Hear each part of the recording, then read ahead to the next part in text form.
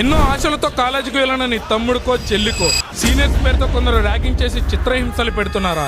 Complaint ఇస్తే ఎక్కడ college life పాడవుతుందో అని భయపడి సైలెంట్గా ఏడుస్తున్నారా? అయితే ర్యాగింగ్ చేసేవాడి భవిష్యత్తుని చట్టం ఎలా నాశనం చేస్తుందో నువ్వు ఖచ్చితంగా తెలుసుకోవాలి.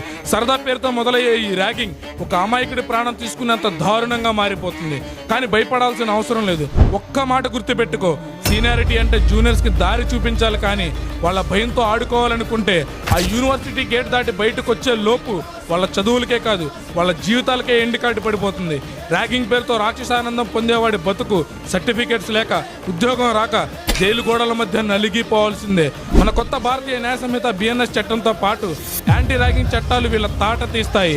ర్యాగింగ్ పేరుతో ఎవరైనా కొట్టినా, మానసికంగా వేధించిన, అసభ్యంగా ప్రవర్తించిన సెక్షన్ 115 మరియు సెక్షన్ 351 కింద వాళ్ళ మీద కఠినమైన క్రిమినల్ కేసులు నమోదవుతాయి. దీనికి తోడు మన ఆంధ్రప్రదేశ్ లాంటి రాష్ట్రాల్లో యాంటీ ర్యాగింగ్ చట్టం కింద విచారణ జరిగితే కనీసం 3 నుంచి 10 ఏళ్ల వరకు జైలు శిక్ష పడుతుంది. ముఖ్యంగా వాళ్ళని కాలేజీ నుంచి రెస్టికేట్ చేస్తారు. అంటే ఇక జీవితంలో వాళ్ళు ఇక ఏ కాలేజీలోనూ చదవలేరు, పాస్పోర్ట్ రాదు, ఏ గవర్నమెంట్ ఉద్యోగానికి పనికిరారు. ర్యాగింగ్ని భరించడం కాదు, ఎదిరించాలి. UGC టోల్ ఫ్రీ నెంబర్కి కాల్ చేసి కంప్లైంట్ ఇచ్చినా సరే చట్టం వాళ్ళ భరతం పడుతుంది. ఈ పవర్ఫుల్ మెసేజ్ని ప్రతి స్టూడెంట్కి చేరేలా ఖచ్చితంగా ఈ వీడియోని షేర్ చేయండి.